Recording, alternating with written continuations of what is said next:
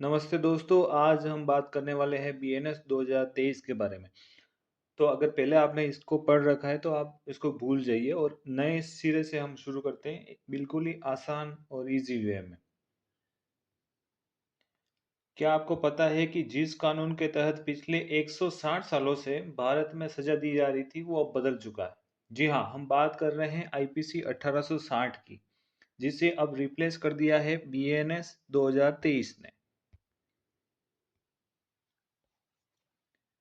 BNS क्या है? BNS का पूरा नाम भारतीय न्याय संहिता 2023 है। अगर आपको कोई सवाल पूछ ले कि बीएनएस क्या है, तो बी से भारतीय, एन से न्याय और एस से संहिता।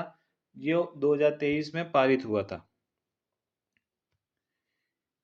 बीएनएस में अपराधों के लिए दंड निहित किए गए हैं। आईपीसी जो है वो काफी पुराना हो गया था, जो वर्तमान में समय की नीड को पूरा नहीं करता है, इसलिए बीएनएस को लाया गया।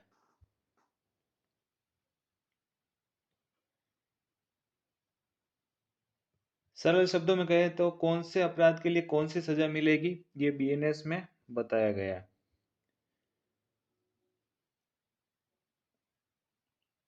दोस्तों, आईपीसी लॉर्ड मैकाले के जमाने का है। लॉर्ड मैकाले का पूरा नाम लॉर्ड थॉमस बेबिंगटन मैकाले था। वो दौर घोड़ा गाड़ी का था, जो आज का दौर एआई और इंटरनेट का हो गया है। तो पुराने कानून आज की जरूरतों को पूरा नहीं कर पा रहे थे, इसलिए सरकार ने इसे एक नया और भारतीय रूप दिया है। आई आईपीसी 1860 के जो रचयिता थे वो लॉर्ड थॉमस बेबिंगटन मैकाले थे।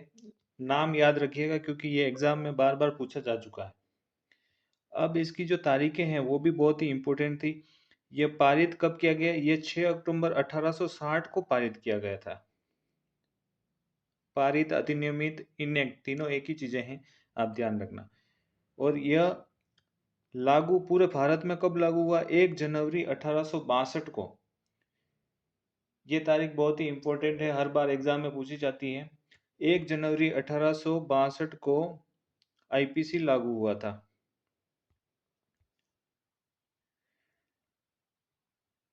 अब ये चीज भी है कि आईपीसी में कुल कितने चैप्टर थे। चैप्टर यानी कि अध्याय। तो आईपीसी में 23 चैप्टर थे। और कितनी धाराएं थी? 511 जो धाराएं थी। 511 सेक्शन थे इसमें। अब इसे पूरी तरह बदल दिया गया है और इसकी जगह बीएनएस 2023 ने ले ली है।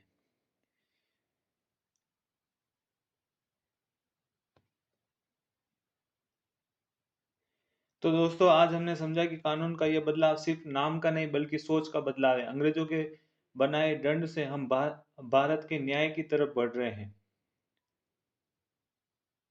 इसमें से आपके जैसे सवाल भी बनते हैं कि आईपीसी 1860 जो है वो किस तारीख को लागू किया गया था। ये आपको नीचे कमेंट में अभी बताना है। जिसका जवाब सही होगा उसको मैं लाइक करूंगा।